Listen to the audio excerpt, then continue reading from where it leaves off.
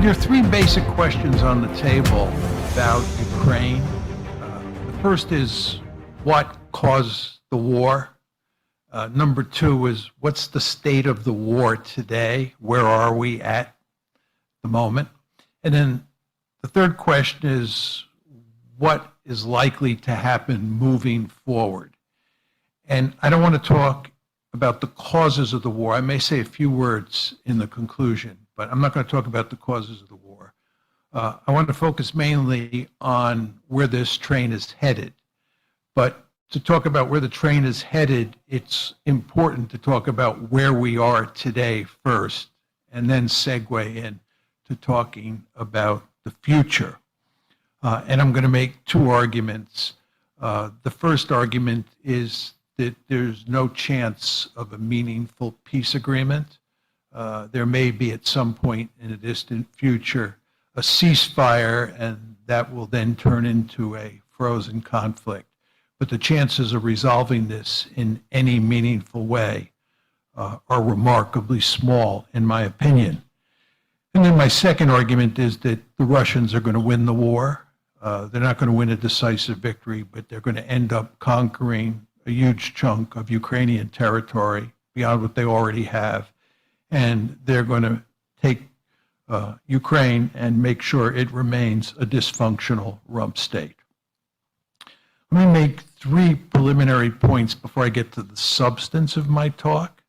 First of all, I'm predicting the future. And as we all know, we live in a remarkably uncertain world, and prediction is, a tricky business at best. So just be aware that I'm not speaking the truth. I'm telling you what I think is likely to happen. Second point is, I am in the business of explanation.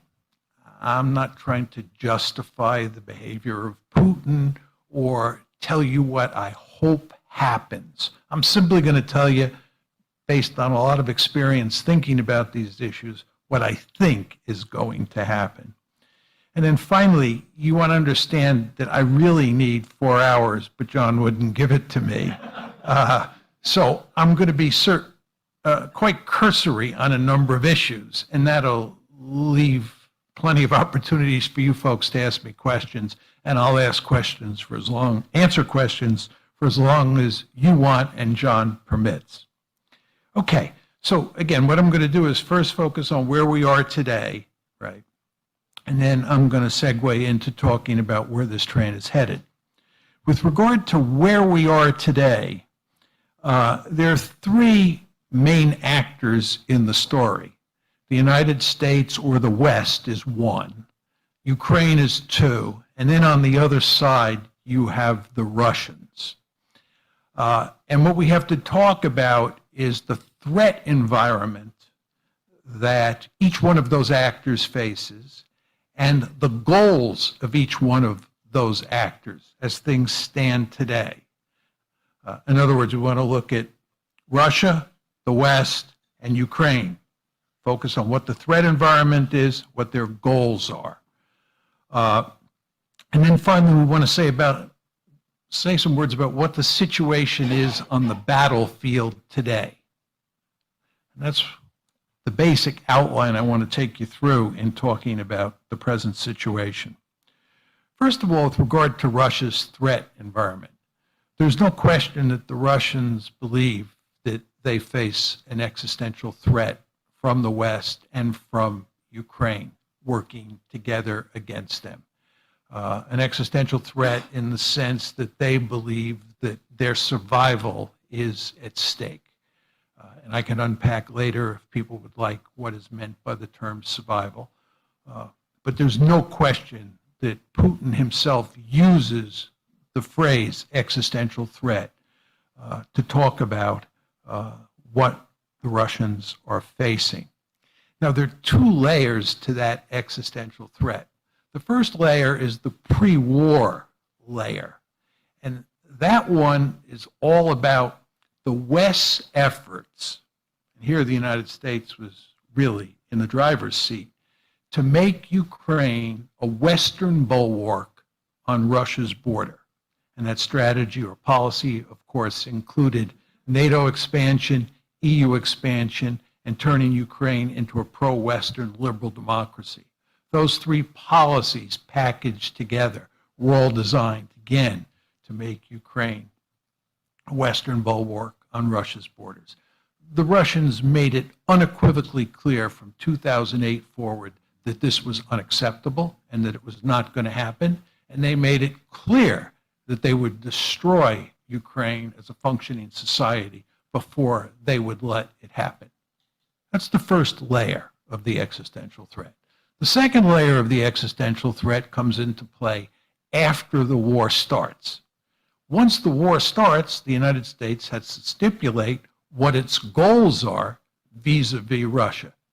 And we have made it clear that our goal is to defeat the Russian military in Ukraine, to wreck its economy, and to, in effect, knock it out of the ranks of the great powers.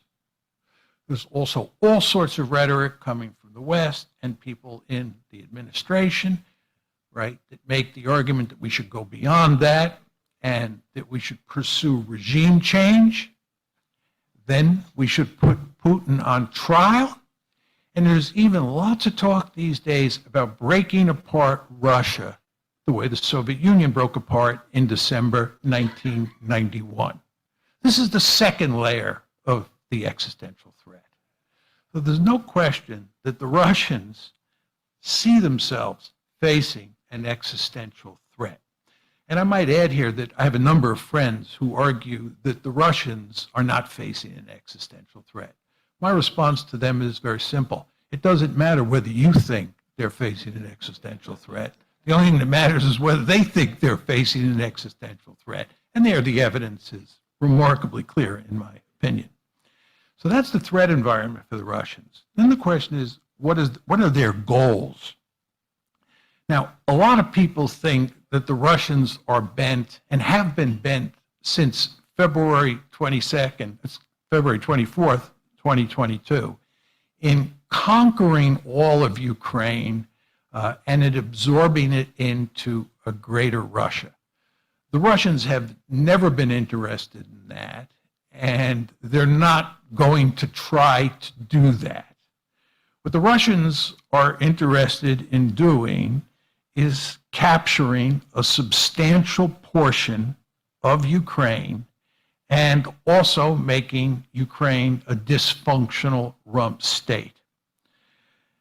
They have already formally annexed 4 oblasts plus the Crimea, and they have made it clear they have no intention of giving that territory up. I might add here that they don't control all 4 of those oblasts completely at this point in time. But those 4 oblasts plus Crimea make up 23% of Ukraine's territory. I also believe that they will take the 4 oblasts that are immediately to the west of those 4 oblasts, and this includes Odessa and Kharkiv. And once they do that, they will control 46% of Ukrainian territory.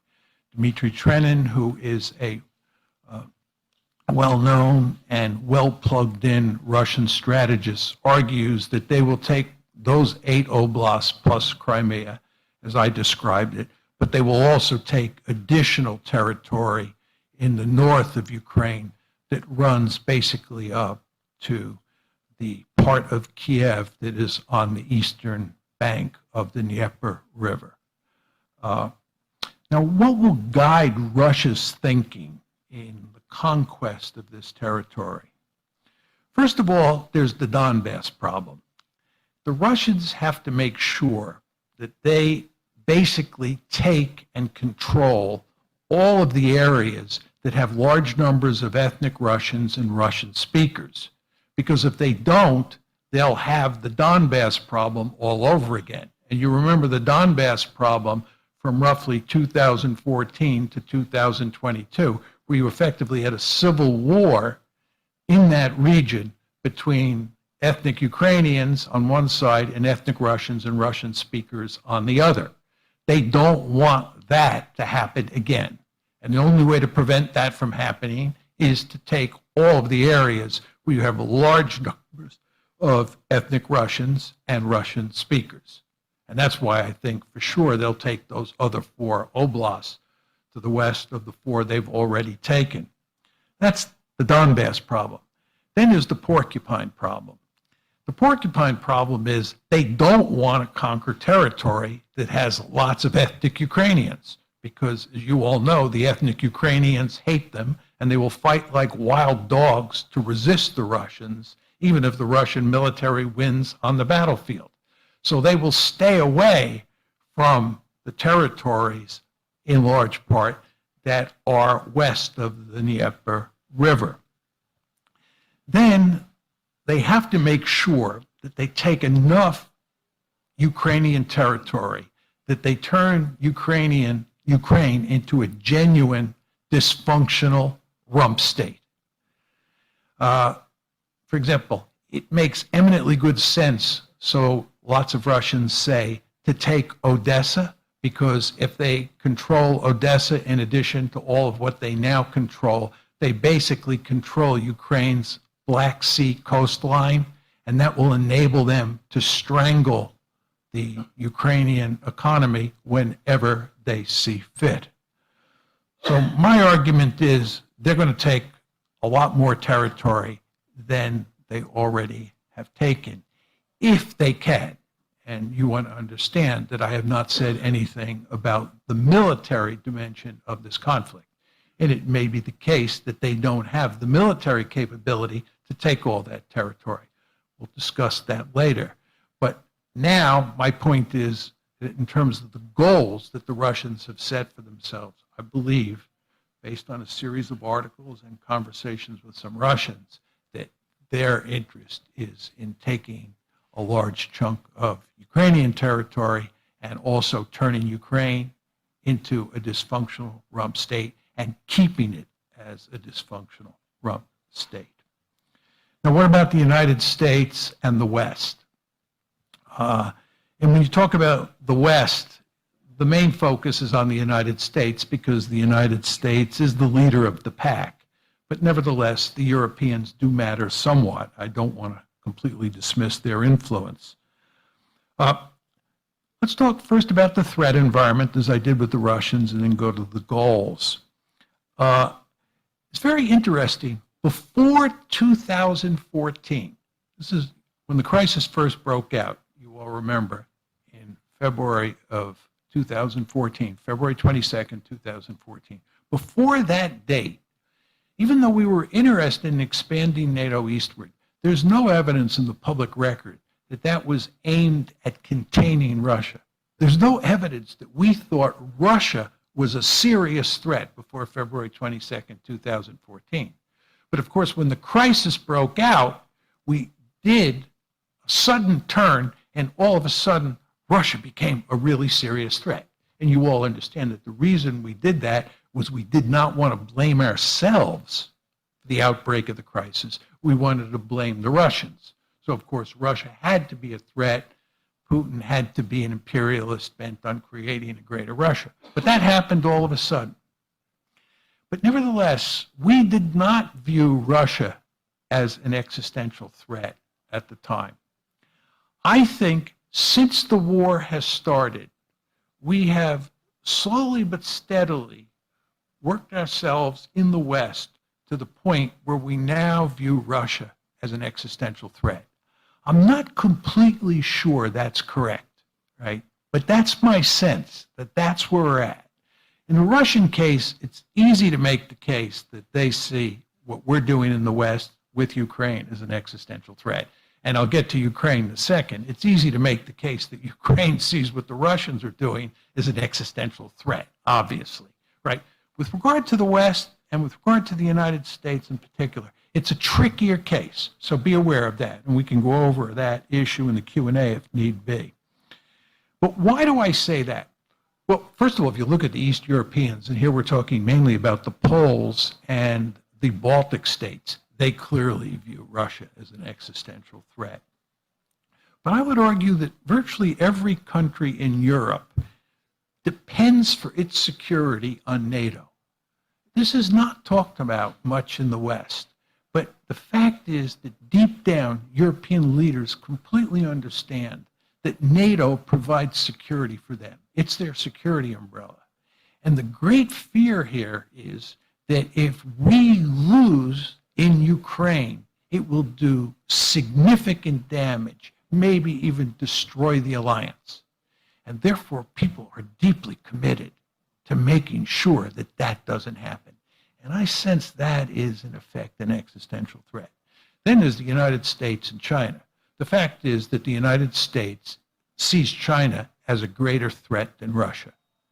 And in the United States, there's a widespread feeling that if we lose in Russia, that this will have a devastating effect on our ability to contain China.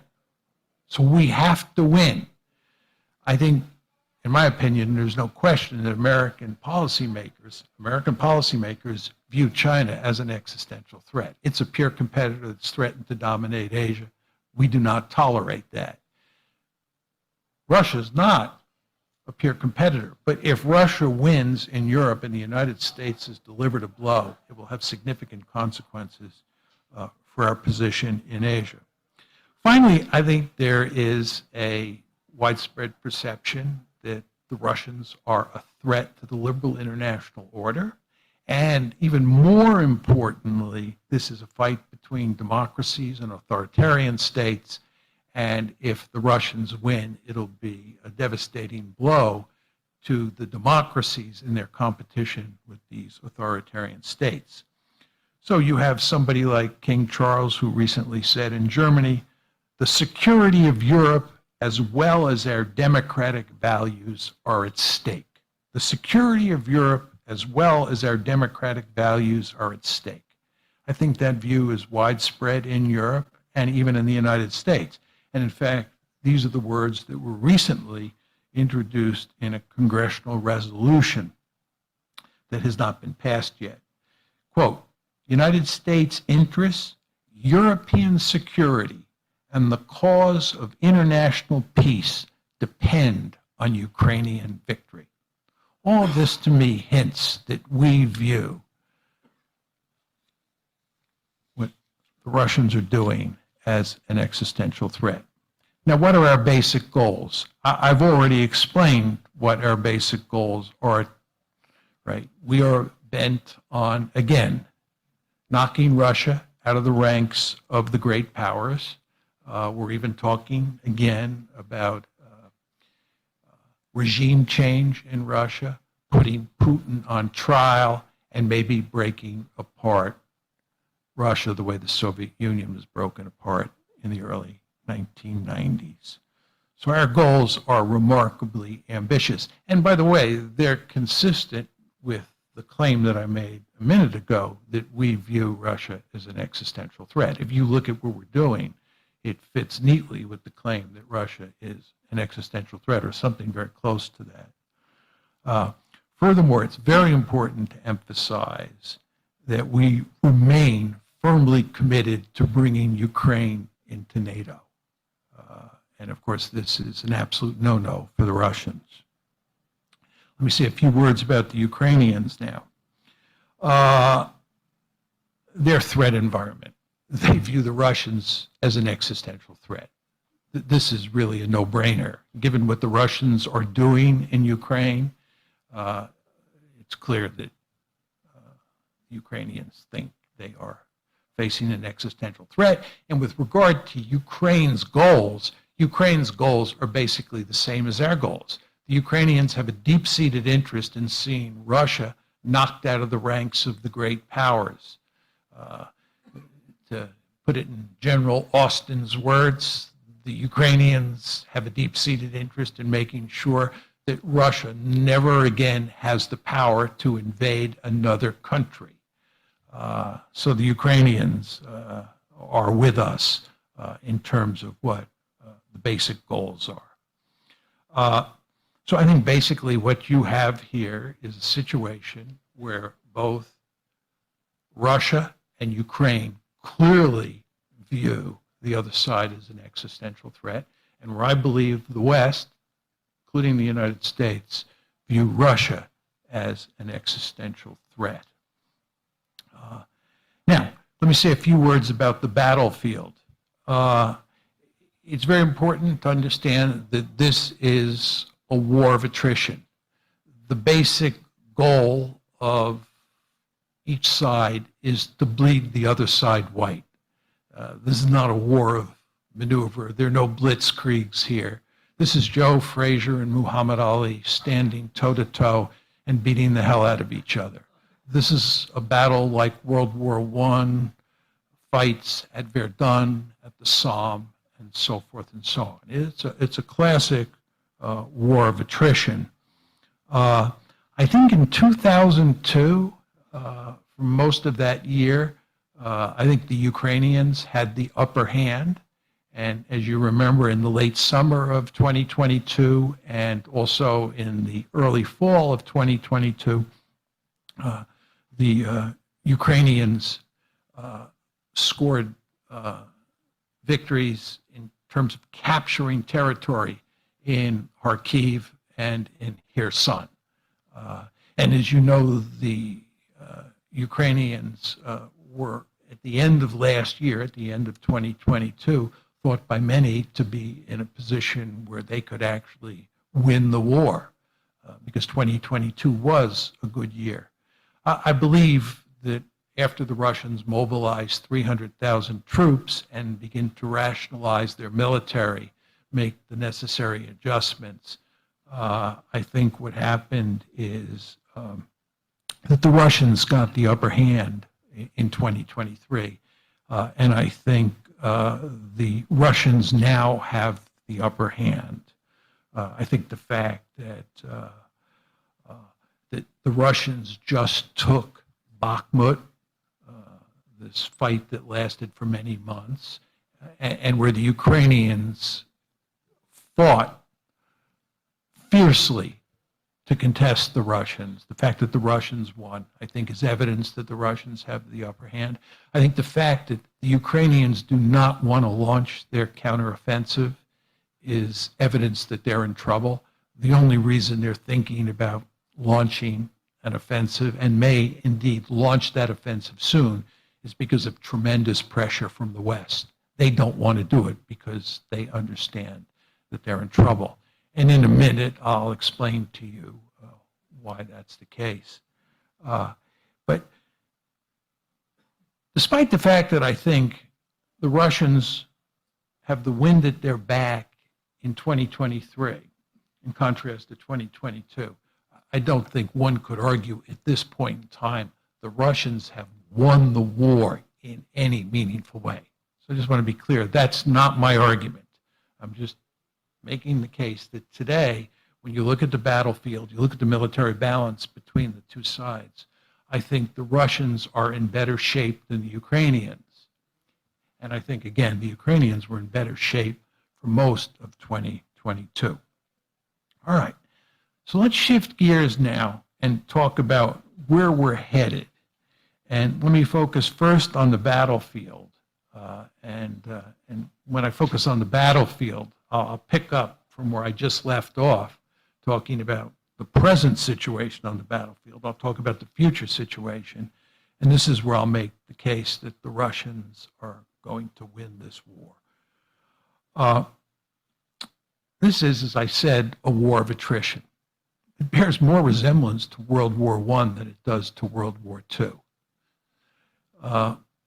And who wins a war of attrition is a function of three factors: the balance of resolve, the population size of the adversaries, and the amount of artillery that each side has. It's very important to understand that artillery is the main weapon when you're fighting a war of attrition. When I was in the Army, and then when I went to West Point, it was impressed upon us that artillery is the king of battle. And when you get into a fight like the Ukrainians and the Russians are now engaged in, the casualty exchange ratio is largely a function of the artillery on each side. So you want to ask yourself, as we think about this conflict, what does the balance of resolve look like? What do the population figures look like? And what does the balance of artillery look like? Because the balance of artillery tells you a great deal about casualty exchange ratios, which obviously matter greatly in a war like this. All right, start with resolve. In terms of resolve, I don't think there's any meaningful difference. Obviously, the Ukrainians are resolved to win this one and to get back their territory. Completely understandable. And obviously, the Russians are resolved to win this one and settle this conflict as best they can on favorable terms. And given that they think they see an existential threat facing them, their resolve is great. So I don't see any meaningful difference in the balance of resolve. What about the balance of population? Going into the war, the Ukrainians had far less people than the Russians.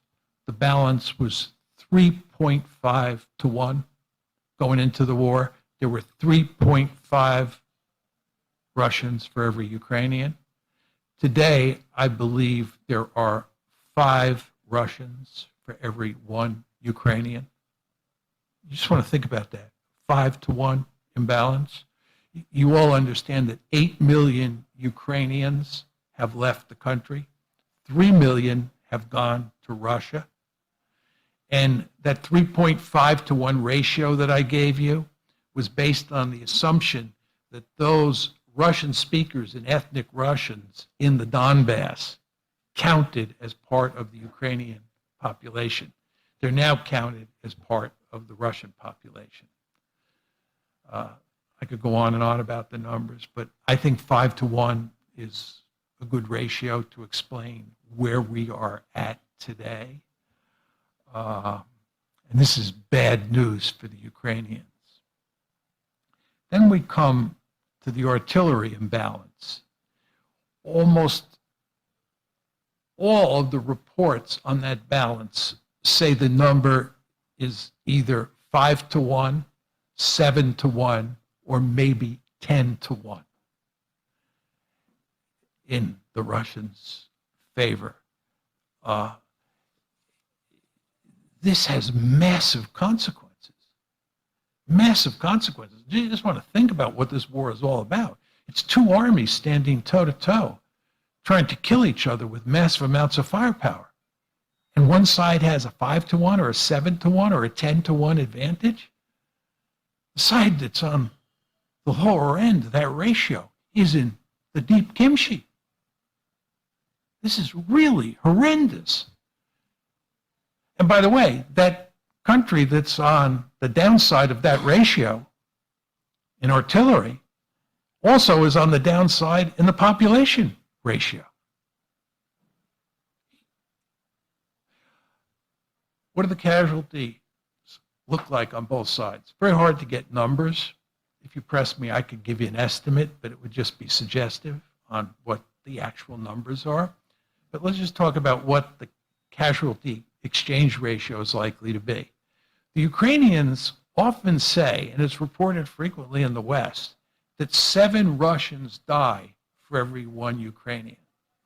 This is ludicrous. 7 Russians die for every 1 Ukrainian, given that artillery imbalance? This fails the common sense test. I think that the exchange ratio is more like 2 to 1. I think that 2 Ukrainians probably die for every 1 Russian. I have a number of friends who believe the number is higher. It's more like 3 to 1, maybe even 4 to 1. Again, just given those artillery figures, it's got to be 2 to 1 at least. So the Ukrainians are losing lots more people than the Russians are. Now, let me argue against myself, okay? One could say John's wrong, because what John is ignoring is that the Russians are on the offensive as you all know, the Russians are the aggressor here. There's no question about that. It was Putin and company who invaded Ukraine. They are the aggressor. They are on the offensive. And as you know, offenders usually suffer 3 casualties for every 1 casualty that the defender suffers. This is the famous 3-to-1 rule of thumb. You need 3 attackers. You actually need more than 3 attackers, right, to overcome 1 defender on the battlefield, because the offender is out in the open and is exposed to fire, whereas the defender is down in a foxhole or down in a trench and is protected somewhat, okay? So the argument against me is that because the Russians are the aggressor or the offender, they should be suffering 3 casualties for every 1 that the Ukrainians suffer. There's 3 problems with this argument. The first is that the Ukrainians have been on the offense almost as much as the Russians have been.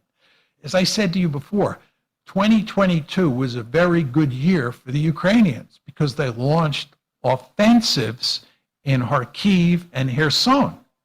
And they were launching other offensives of a smaller nature in other places. People were talking about the Ukrainians' ability to engage in maneuver warfare. Okay? So if you look at the course of the war since February 24th, 2022, it's very difficult to make the argument that the Russians have been on the offensive more than the Ukrainians have been on the offensive. It looks like a wash to me.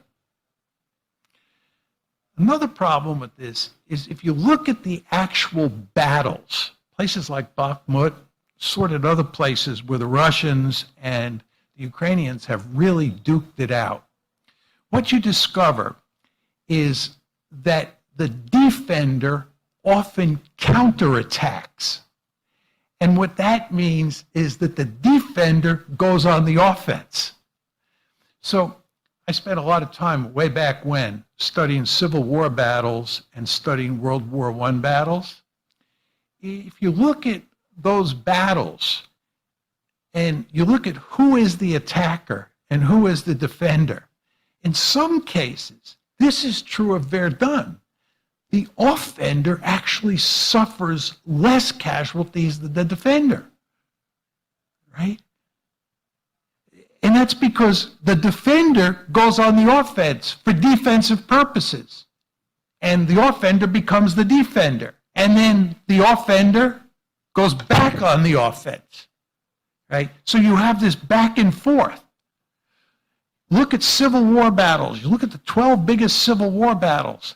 The casualty exchange ratios, regardless of who initiated the campaign, are basically 1-to-1 in a good number of those cases. It's really quite interesting. So it's very hard to say that in the battles that have been fought in Ukraine, that the Russians have been the attackers.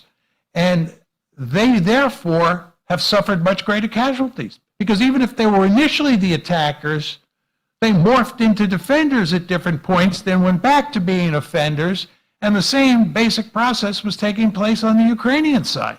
And the end result is it's a wash.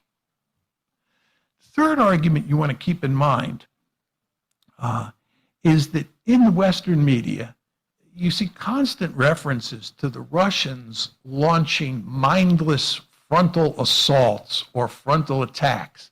Think of World War I, everybody getting up out of the trenches, charging across an open field and getting mowed down. And this is the picture that the media wants to give you of what the Ukrainians are facing when the Russians come at them. And of course, they're just mowing them down. And this is why there are 7 Russians dying for every 1 Ukrainian.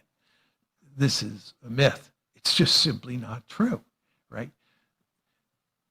This is not to say the Russians haven't launched a few frontal attacks here and there. But it's very clear from the news reports that the Russians have become much more sophisticated.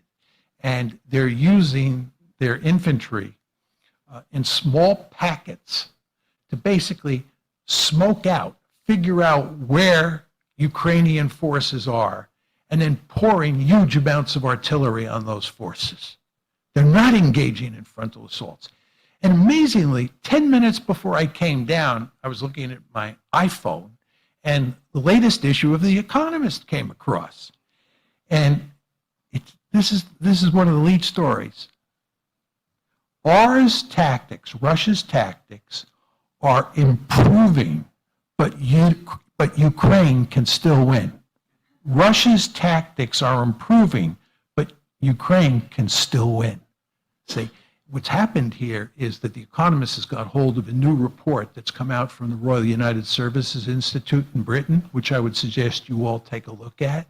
It makes it very clear that the Russians are employing smart tactics. They're not employing frontal wave tactics.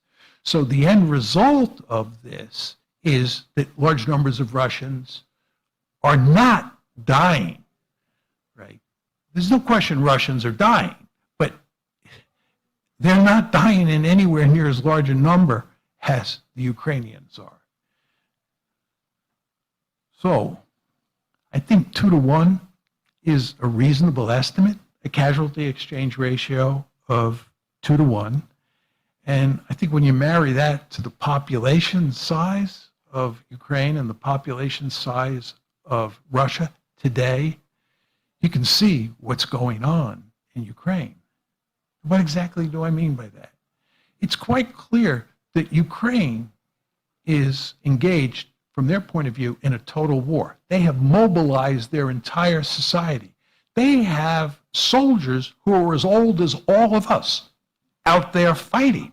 They have old dogs and young dogs, lots of untrained people. It's because they're desperate. It's because they're desperate. And they're also dragging people off the street, right? There are all sorts of stories about how they're out searching for young people who they can commandeer and put in the military. This is not the case with the Russians, right? In fact, lots of people, me included, wonder why the Russians haven't really mobilized their society in a larger way, right? And by the way, this big fight that just took place in Bakhmut, it's clear that the Ukrainians pushed large numbers of their best troops into Bakhmut to try and hold Bakhmut. It was not the Russian army, however, that was doing most of the fighting in Bakhmut. It was the Wagner group. There's this huge Russian army out there. Remember those 300,000 people they mobilized? And those people were mobilized on top of a foundation of soldiers that already were there. They have a lot of people. They have a lot of people in their military. But their mainline forces have not been fighting. The Ukrainian forces have been fighting the mainline forces. They tried like crazy to hang on to Bakhmut, and they couldn't do it, but it was with mainline forces. All right. All of this tells you why I think they're going to win. Now, let me conclude by talking about the possibility of peace agreement. Not going to be a peace agreement, meaningful peace agreement. Not going to happen. You'll get a frozen conflict. Why is there not going to be a meaningful peace agreement? Two main reasons. The first is the territory problem. The Ukrainians want their territory back. The Russians have made it clear they're not going to get their territory back. The Russians are not going to give up those 4 oblasts they annexed. They're not going to give up Crimea. And the Ukrainians insist on getting that back. Zelensky told Xi exactly this. There'll be no peace agreement until we get all our territory back. And the Russians are going to end up taking more territory. And they're not going to give that back either. How do you square that circle? Second big problem is the neutrality problem. The Russians insist that Ukraine be neutral. Right? They've insisted this from the beginning, and their argument is if Ukraine can't be neutral, they're going to wreck it. They're going to wreck it to keep it out of NATO, or if it's in NATO, it'll be ineffective because it's wrecked. Right? The Ukrainians, on the other hand, they don't want neutrality. The Ukrainians, for completely understandable reasons, want a security guarantee from someone. Well, there's the question of who is that someone? The only someone out there is the United States or the West or NATO. And that's not going to happen, right? That's not going to happen in ways that will please the Russians. The Russians will not accept that. So how do you square that circle, right? You don't. Two other quick problems here. One is the hyper-nationalism problem. There's a lot of nationalism in the air before this war started. It's morphed into hyper-nationalism, which means the hatred on both sides is off the charts. It's going to make a peace agreement very difficult. And then the other problem is that a number of leaders have made it clear that they lied to Putin about their commitment to the Minsk agreement. You remember the Minsk agreement, which was formulated in late 2015, was designed to shut down the conflict in the Donbass, and Putin was deeply committed to making the Minsk agreement work because he did not want to invade Ukraine. Angela Merkel, Francois Hollande, Petro Poroshenko, and Zelensky himself have all said they never had any interest in making Minsk work, and all they were doing was buying time to build up Ukraine so it would be in a better position to fight Russia. Trust? There's no trust on the Russian side because of this. So you see, you have a problem involving territory, a problem involving neutrality, hyper-nationalism, and zero trust. You're not going to get a meaningful peace agreement. You're going to get a frozen conflict.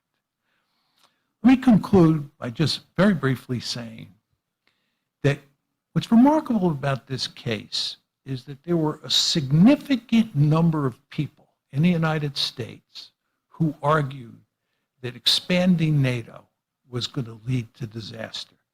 It included people like George Kennan. It included people like the actual Secretary of Defense, Bill Perry, and the actual chairman of the Joint Chiefs of Staff in the Clinton administration, saying this was a disaster in the making. It included people like Paul Nitze and Jack Matlock, of course. There were a panoply of impressive intellects who said that this was a prescription for disaster. And you know what? They were right. And the end result is we are in this situation where enormous damage has already been done to Ukraine, most importantly, but to the West, to Russia, and to the United States. And with the passage of time, I'm sad to say, it's only going to get worse. Thank you.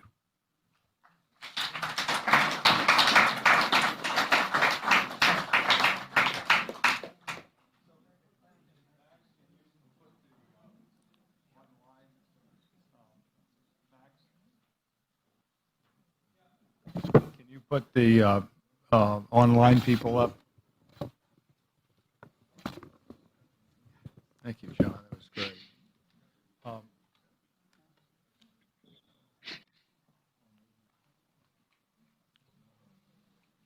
We have a significant amount of people that could not be here physically who want to participate. Okay. I see Ray McGovern there. Ray, I see you there. And Ray, you want to ask the question about options, right? Go ahead. Yes, yeah. Can you hear me all right? Clearly. Am I? All right, good. Hi, John. Hello, Ray. Hello, John. Two questions, really. The first one is just a small question, and that is, you don't get to Washington, D.C. very much. Have people in the State Department and the CIA and the Pentagon be after you to consult with you, given your expertise on this, or have you not heard anything from them this time? I am 75 years old. I have been in this business for a long time. I have never once in my entire career been asked by a government official, Republican or Democrat, for my opinion on anything. Okay. Okay, second question. There's the conventional wisdom that Vladimir Putin had other options to invading Ukraine. This is sort of accepted widely by virtually everyone. No one can tell me what those options are. Do you know what they might be talking about, John? End of question. No, I don't think he had any other options. I do believe that Putin was deeply committed to finding a negotiated settlement to the problem. As I said to you in my formal comments, he was deeply committed to the Minsk agreement because what he wanted to do was shut down the conflict in the Donbass so he would not have to invade. And with regard to NATO expansion, EU expansion, and the efforts to make Ukraine a Western bulwark on Russia's borders, he went to great lengths to explain to the West why that was unacceptable. And on December 17th, 2022, he sent the letter to Putin. Putin sent a letter to Biden and to NATO saying that you have to do X, Y, and Z so we can find a solution to this problem. And we refused to go along. And I think that Putin was left in a position where he felt he had no choice. Because to answer your question, there was no other way to deal with the problem. So I think he, with great reluctance, invaded Ukraine. Thank you. Yeah. But I wanted to first make the observation, you may recall in, I believe it was 1962, when then Secretary of Defense Robert McNamara returned from his first journey to Vietnam to assess the situation on the battlefield, and he responded, by every quantitative measure, we're winning. I don't know whether that shakes confidence in your analysis, but I like your observation. But the more important question is, you know that Cy Hirsch's reports have suggested strongly that President Biden was responsible for destroying Nord Stream 1 and Nord Stream 2. Would that be consistent with your evaluation of what the U.S. goals are in the Ukraine war? Yes. I think that the United States has been long interested, even before the war started, in severing the close economic ties between Russia on one side and Europe on the other side, especially Germany. And we have loathed Nord Stream for a long time. And if I had to bet, I would bet that the United States destroyed Nord Stream. I mean, there's much speculation on that at the moment, but it's completely consistent with sort of what America's overall policy is towards Russia. So we have a question about Finland and Sweden. Why did Sweden and Finland? Why did Finland and Sweden enter NATO, join NATO, if they didn't fear Russia?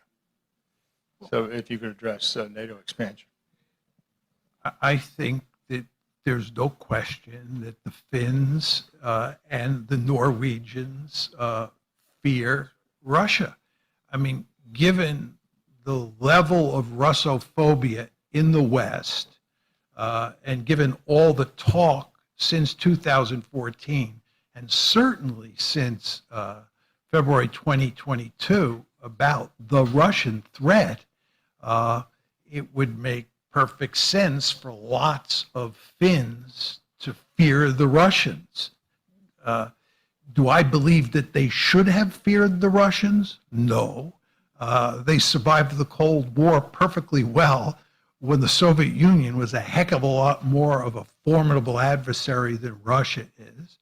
And furthermore, as I've emphasized time after time, there is zero evidence that Putin ever said he was interested in conquering and absorbing Ukraine into a greater Russia, much less that he was interested in conquering any other countries. He just never said that.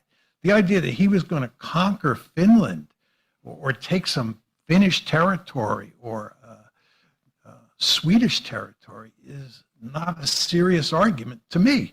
But my opinion is that serious arguments don't carry the day in the world that we now live in. And, the Finns and the Swedes obviously thought there was a serious threat here. And what they think does matter, as I said before. And this was a good opportunity to sneak into NATO because the Russians are obviously in no position to do anything about it because they're pinned down in Ukraine. But I would just end by saying that anybody who thinks this is all for the good is thinking wrongly. This is not good. It's just going to give the Russians an increased sense of vulnerability, an increased sense that they're being surrounded, and it's going to scare the Russians, and it's going to make them take greater risks. I've spent my life studying great power politics, and one thing you never want to underestimate is when you corner a great power and you threaten the great power, excuse me, you do not want to underestimate the risk that it might be willing to take. And the Russians are in that category for sure. And by the way, we all know about the Arctic, and we know that there are 8 countries that are located in the Arctic. One is Russia. The other 7 now are all NATO countries. The other 7 are all NATO countries, and Russia's up there. And you know what's happening to the ice up in that neck of the woods, right? The ice is melting. And you know that has all sorts of consequences of an economic and strategic nature. So there's going to be security competition up there. You think it's good that the Finns and the Swedes are with those other NATO countries against Russia? I don't think so. I think it's just more evidence of the trouble that lies ahead. So, John, good question here. Could the Biden administration have prevented the Ukrainian war? The Biden administration could have prevented the war by working out a deal with the Russians that would have satisfied Russia's security concerns. We're simply unwilling to do that. Very important to understand that Joe Biden handled the Ukraine portfolio during the Obama administration. When he was vice president, he handled the Ukraine portfolio, and he was a super hawk on Ukraine. And when he came into the White House in January 2021, shortly thereafter, that's when the trouble started. Because what Biden did was he doubled down, right? And Zelensky, who was initially elected to work out a peace deal with the Russians and to shut down the conflict in the Donbass, Zelensky did a flip at the same time that Biden moved into the White House. Zelensky became deeply anti-Russian in early 2021, and he became deeply committed, which he hadn't been in the past, to bringing Ukraine into NATO. So Biden and Zelensky together, right, up the ante. And what did the Russians do? You remember in April 2021, that's when the Russians mobilized their army and put large forces on Ukraine's border. It's no accident that that happened in April 2021, given that Joe Biden moved into the White House in January 2021. And then in December 2021, December 17th, that's when Putin sent the letter to Biden and sent the letter to Stoltenberg, right?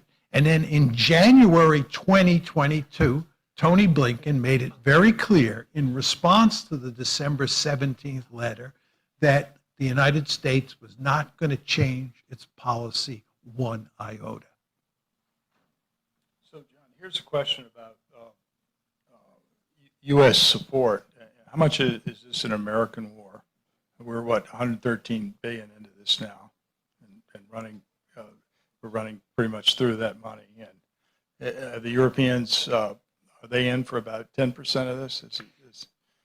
Yeah, I think the Europeans are anteing up. It varies. Where do you think they are? What number do you put on? non-US? I don't know what the exact numbers are, Is it John. 10, 20%? Oh, I'd guess it's more like 20%. 20? That would be my guess. So the question then is if the West's support for Ukraine were to stop, would their peace demands, would that change your forecast on your pessimistic forecast on diplomacy? Well, if the West stops arming Ukraine, Ukraine is doomed, right? There's just no question about that, right? I mean, the Russians have an indigenous armaments industry that's actually quite impressive. They have an armaments industry that's designed to fight World War I. And since this war looks like World War I, they're in quite good shape. The Ukrainians, on the other hand, do not have an industrial base that comes even close to being able to fight this kind of war. So they're heavily dependent on us. And by the way, we have trouble. We have trouble giving the Ukrainians what they need. They need artillery. We can't give them artillery fast enough. That's the problem. That's why we're giving them things like tanks and talking about F-16s. We don't have the artillery to give to them, okay? But the point is, John, they depend heavily, the Ukrainians depend heavily on the West for money, right, to keep their government running, and they depend heavily on us for weapons and will rely more and more on us for weapons moving forward. If we cut off the flow of weapons to Ukraine, the Russians would be in the driver's seat. There's just no question about that. But we're not going to do that. We're in this one too deep. You remember how long it took us to get out of Afghanistan? 20 years. 20 years to get out of Afghanistan. And a lot of us in this room were old enough to remember the Vietnam War. It tore the country apart, and it took us a long time to get out of that war, and it was only when Congress basically told the executive, this war's got to end, right? And we're a long way from that point in this country at this point in time. So I think we're in. I think the Europeans are in. Our support may diminish somewhat, but I don't think it's going to diminish much. Okay. There are kind of two related questions. What Putin apparently has told Bush that Ukraine is not a real country. Does Putin really view? How do the Russians view Ukraine as a totally separate country or part of Russia? And there's that very big history. And then the question is related is, assuming you are correct, and Ukraine loses, and what comes next? And this is the question of whether they have ambitions outside of this war towards Poland or other Eastern European countries. You hear that all the time by people that support the war. Yeah, I'll take them in reverse order. What comes next? What comes next? If the Russians were to conquer 4 more oblasts and basically stop there, because that was all the territory they wanted, given the demographics, I think the Russians would then spend the next 25 to 30 years trying to absorb those 8 oblasts into Russia. You understand, when you see places like Bakhmut, you see the pictures of Bakhmut, how it's been totally destroyed. Well, that's going to be Russian territory, right? They're going to have to repair Bakhmut. There's going to be a huge amount, I didn't talk about this, of ethnic cleansing that takes place, or population transfers. Lots of ethnic Ukrainians are going to move west, and lots of Russian speakers and ethnic Russians are going to move westward. Both countries are going to have their hands full trying to absorb those people. Russia has economic problems. It had economic problems before this war started. It has economic problems that are a consequence of this war. The last thing the Russians are going to want to do is invade the Baltic states or invade Poland. One more point on this. If you look at the Soviet experience in Eastern Europe during the Cold War, trying to occupy and manage their so-called allies in Eastern Europe, it was actually something of a nightmare. In 1953, they didn't have to invade East Germany because they were already there, but they had to put down an insurrection. They had to go into Hungary in 1956. They had to go into Czechoslovakia in 1968. They almost went into Poland 3 separate times, except the Polish communists put down the problem, right? Then they had to deal with the Albanians and the Romanians. Talk about something that could really give you a headache. The last thing the Russians want to do is conquer those territories which are filled with people who hate Russians, don't want to be part of Russia, and will put up great resistance. It makes no sense at all. And this is why Putin has never said he had any interest in creating a greater Russia or incorporating all of those Ukrainians into a greater Russia. It's the porcupine problem. It would have been like swallowing a porcupine. So my argument is that when all is said and done, what Putin is going to concentrate on, or his successors are going to concentrate on, is just absorbing the territory that they now have. Now, with regard to the first question, this gets to causes. I often say, as I said here tonight, there's no evidence that Putin was interested in conquering Ukraine. And the argument that people will turn to is they'll say, he told George W. Bush that Ukraine is not a real country, okay?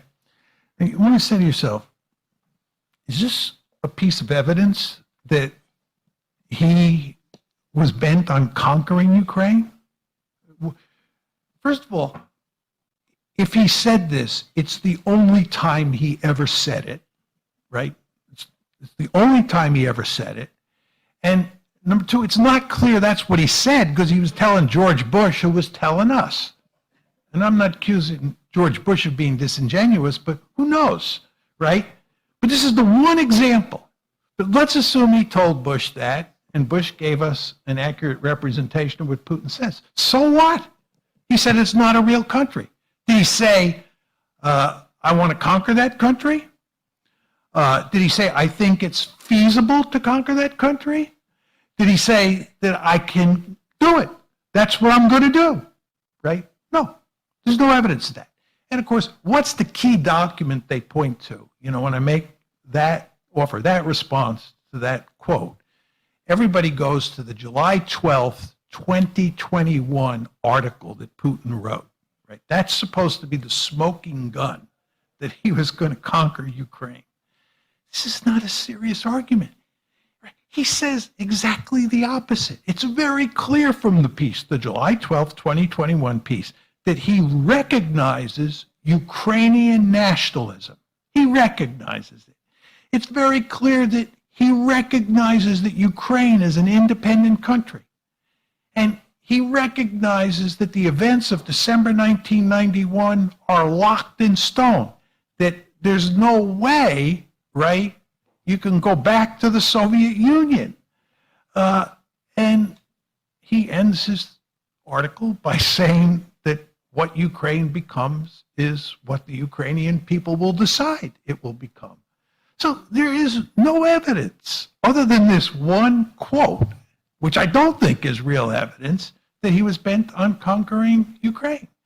And by the way, if anybody thinks I'm wrong, I wish you would send me an email with the evidence that shows I'm wrong. I engage on the internet all the time with people who write me, who say that he had designs on conquering all of Ukraine and absorbing it into a greater Russia. I tell them to send me the evidence.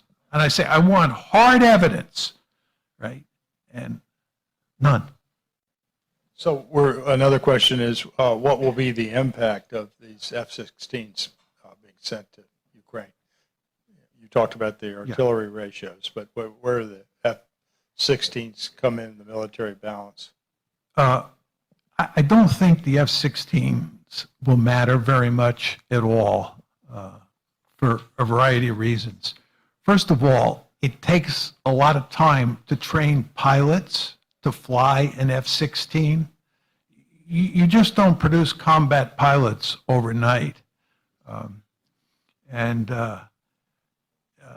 know, if you go back to the Battle of Midway in World War I, June 1942, about 6 months after Pearl Harbor, you remember we sunk 4 Japanese carriers at Midway, and this was seen as a mortal blow to the Japanese Navy. Actually, it wasn't the carriers that mattered that much. It was all the pilots that we killed. It just takes, you know, my brother was a Navy pilot. He used to talk about this all the time. It just takes a long period of time to train first-rate pilots.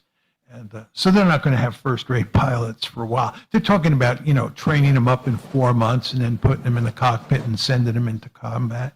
That's not going to work very well. Second point is the Russians, by all accounts, have the best ground-based air defenses in the world with their S-400s, S-300s, and all these other systems. Those F-16s are going to be in real trouble going up against the ground-based air defenses. The other thing is that the Russians have a formidable air force of their own that has lots of combat experience, is gaining combat experience, and will be ready to engage those F-16s. I think the real danger with the F-16s is that the Ukrainians use them to attack targets in Russia. Right? This is the escalation scenario, right?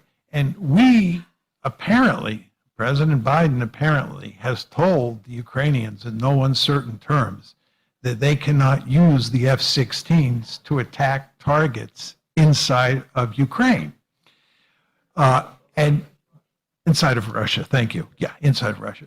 And apparently they have promised, but I wouldn't bank on them delivering on that promise, because you all know that the Ukrainians have a vested interest in dragging us into the war, right? You understand that. If you're playing Ukraine's hand, you want to suck the Americans in to come to your defense. And Biden, of course, is fully aware of that, as are his advisors, and they're trying to protect against it. But it's a very tricky issue because we can't cut and run. What are we going to do if the Ukrainians start using their F-16s to attack the Kremlin or attack targets in Russia? Are we going to say, all right, we quit, you're on your own now? Of course we're not. We're going to holler at them, tell them don't do it again. But slowly but steadily, we're going to be pulled in, because at some point the Russians are going to retaliate. You know, by the way, one point that I didn't make to you folks, that's a very important point to keep in mind. I said that I think the Russians are going to win on the battlefield. They will end up winning this war. If I'm wrong and the Russians lose, and that the Biden administration begins to move in a direction where its goals are being achieved in Ukraine, I think the likelihood of nuclear use is high. I think the Russians are likely, maybe even very likely, to turn to nuclear weapons if they're losing. So the fact that the Russians are likely to win this war, in my opinion, makes the possibility of nuclear war much less likely. So we got a couple of questions about Russia being incorporated, Russia being incorporated into Europe. What the Russian Federation membership in NATO, what went wrong, and then a related question, some Eurasian Union that would include the Russian Federation plus the former Warsaw USSR countries and the European Union. Is that in the U.S. interest or not? Or you can take those. Yeah, I think that it would have been in the U.S. interest to work out some sort of security arrangement with the Russians starting in January of 1992. Remember, Russia Soviet Union falls apart in December 1991. You know, the next month, January 1992. I think we had a deep-seated interest in having good relations with the Russians. My theory of great power politics tells me that if you're dealing with a really powerful Russia that's a peer competitor to us, the way China is a peer competitor to us in East Asia, you're going to have significant problems with Russia, right? Just like you had significant problems with the Soviet Union.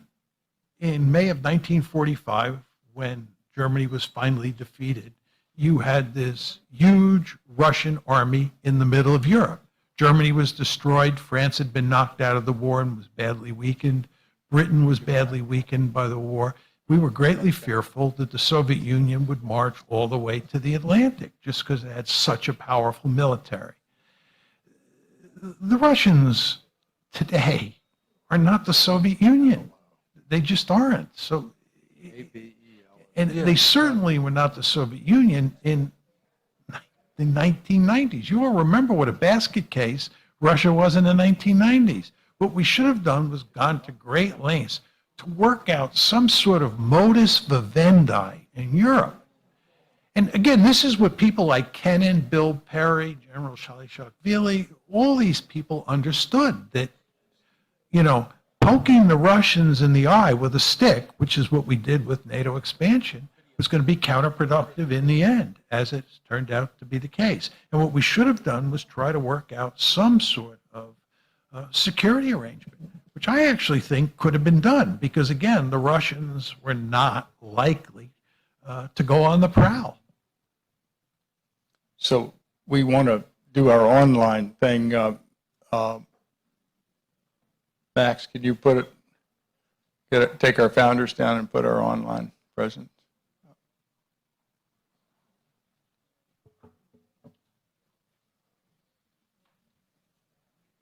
That's going to take. We'll go ahead and let you ask a question while we're waiting. Right.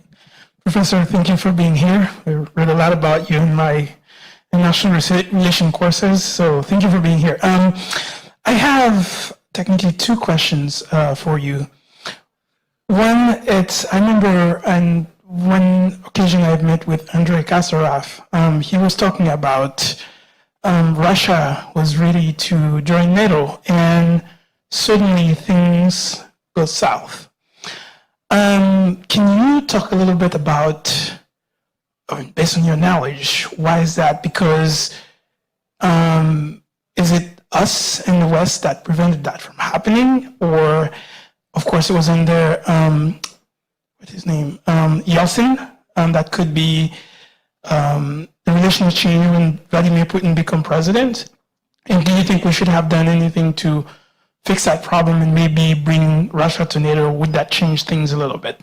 And secondly, you talk a lot about threat from pretty much both sides, especially in Eastern Europe versus the Russians. If you look at the Budapest Memorandum, the United States pretty much, I would say the West, pretty much signed up some ways to allow Ukraine to give up its nuclear weapons so that we can protect them should something like that happen, which is what's happening now. Can you talk about the interest of the United States specifically for invest that much money? And if the United States or Ukraine end up losing the war, how do you think this would impact our prestige in the world stage from a realist perspective? Thank you. Yeah, just on the whole subject of Russia joining NATO, I think that it was never possible because Russia's too big and too powerful, right? The United States likes NATO because it runs the show. It's very important to understand that. It's like, you know, President Obama and President Trump both complained bitterly about the fact that the Europeans don't pull their weight. They don't spend enough money on defense. I actually think we don't care that much.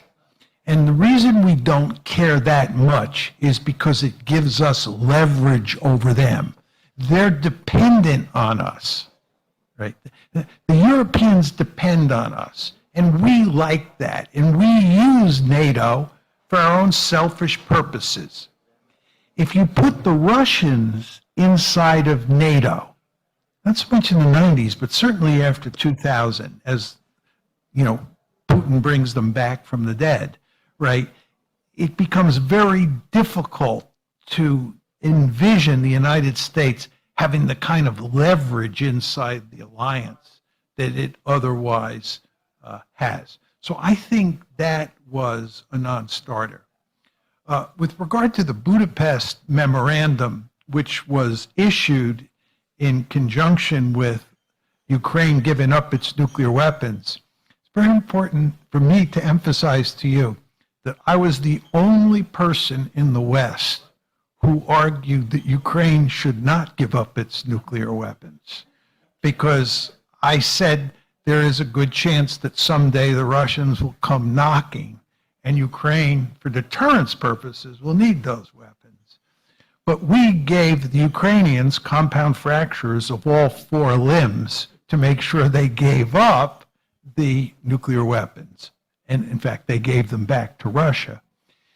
And in return, we gave them the Budapest Memorandum, which, as everybody understood, was an empty promise to defend them. It was a meaningless piece of paper. And the reason is we did not, at that point in time, want to commit ourselves with a NATO-like guarantee, an Article 5-like guarantee, to have to defend Ukraine. So the Budapest Memo, you know, last year in February, when the Russians invade Ukraine, is basically meaningless. And as you know, the Russians signed the Budapest Memorandum as well as we did. So it really didn't mean anything. The smart thing for Ukraine to have done would have been to keep its nuclear weapons. But that simply wasn't going to happen because Uncle Sam was not going to let it happen. The Russians were not going to let it happen. And therefore, Ukraine was left defenseless. And this gets back to an earlier point that, or an earlier question that John raised. In the end, Ukraine can't defend itself, right? That's why he was saying if we cut off the flow of weapons to Ukraine, wouldn't Ukraine just lose? And John, of course, is right. Ukraine can't protect itself at the conventional level. That's why nuclear weapons made sense. But again, that was a non-starter. I was a voice in the wilderness. John, we've run out of time. We got an online presence, a large online presence, and I see we have Ben Abelow here. Ben, do you you've just come out with a book, right, on Ukraine? Would you like to jump in here before we close? Sure. Actually, Dr. Mearsheimer, his talk was so sobering that it eliminated some of my questions. But I'll ask just a couple of quick ones, and kind of in series. I don't know if they're all answerable at once, but I'll just lay out a bunch of things quickly, and please ask Dr. Mearsheimer. He can respond to anything he wants to. One, kind of as an add-on to the questions that were just asked about NATO, Russia joining NATO, I wonder if Dr. Mearsheimer could comment on why perhaps the Partnership for Peace program and also the permanent committee that developed out of the NATO-Russia Founding Act, why those didn't function in a way that might have stabilized the situation better. That's number one. Number two, just as kind of a totally separate issue and a little bit theoretical to start with, Dr. Mearsheimer, you've mentioned in the past in other presentations I've heard of yours that you don't view realism as a comprehensive explanation for how international relations or foreign policy actually works or develops. You view it as a model. It's a simplified model that has good predictive power. And I think you've tossed out the figure that maybe in about 80% of the time it predicts the outcome well, and 20% it doesn't. I'm wondering if there's anything discernible or identifiable that might be responsible for the 20% of cases where realism doesn't predict, and if some way that can be leveraged to come up with creative solutions that would kind of let one break out of this trap that we seem to be in, that is, I think, to some extent at least predicted by realism right now. Thank you. Okay, just very quickly on Ben's question about the PFP. The PFP was a non-starter because the desire of the East European countries to get into NATO was great, and the interests of the administration to expand NATO, this vibrant institution that we had created in the West, and move it eastward, and move the EU eastward, these two great institutions that were left over from the Cold War, and expand them, and expand the zone of peace, right? This is what motivated NATO expansion up to 2008. Remember, I told you before 2008, nobody was talking about containing Russia. They were talking about creating a zone of peace that included not just Western Europe, as was the case during the Cold War, but included Eastern Europe as well. It was one giant zone of peace, right?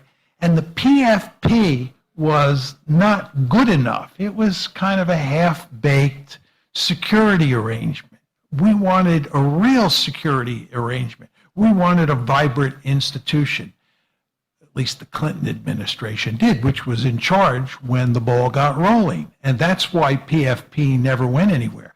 But I want to be clear, there were lots of people who liked PFP. I would have taken PFP over NATO expansion in a moment, but that was not the prevailing wisdom inside the Clinton administration.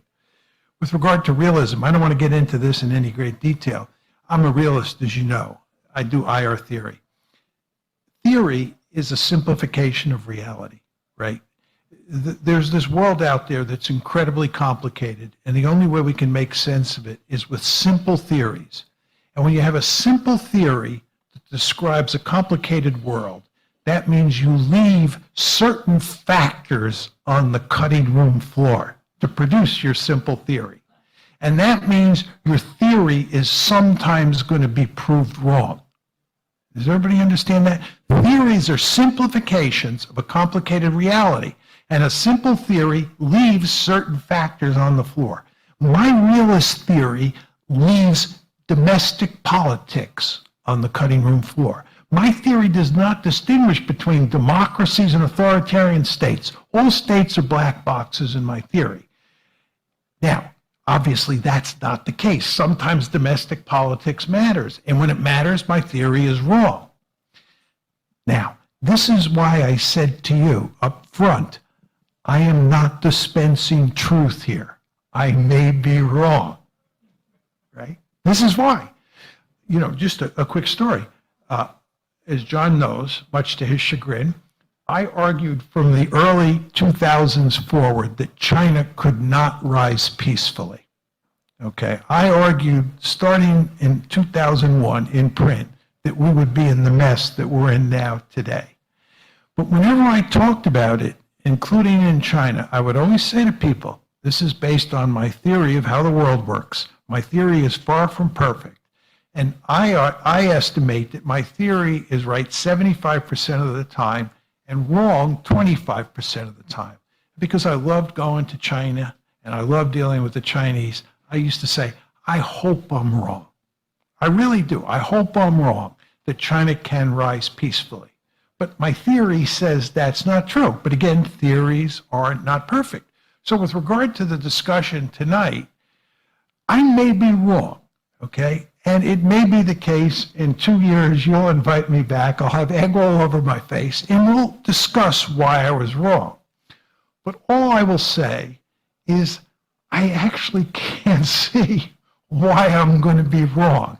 There are cases, you know, I deal with from time to time where, you know, I'm not too sure that I'm going to be proved right. And in fact, China is one of them. I was not 100% certain. But on this one, I think we committed a colossal blunder. And I just find it hard to see how we figure out how to get out of this mess. It just looks like it goes on and on for as far as the eye can see. You were saying earlier that you thought it was a worse mistake than us invading Iraq. Oh yeah, much worse mistake than invading Iraq. I mean, I have a whole section, I wrote the speech out, and I have a whole section on the consequences, right? And when you start thinking about the consequences just for European-Russian relations moving forward, talk about Nord Stream and what are the consequences of that. The Russians are going to be interfering in European politics. They're going to be looking for cleavages in European politics and trying to exploit them. The Russians are going to be looking for cleavages in the transatlantic relationship and trying to exploit those cleavages. We are going to be going to great lengths to undermine Russia economically and politically. They're going to be trying to wreck Ukraine. We're going to be trying to save Ukraine. Where does this end? As I said before, I think we'll all be dead, and it'll still be going on. The Chinese are not going to be the solution to peace. No.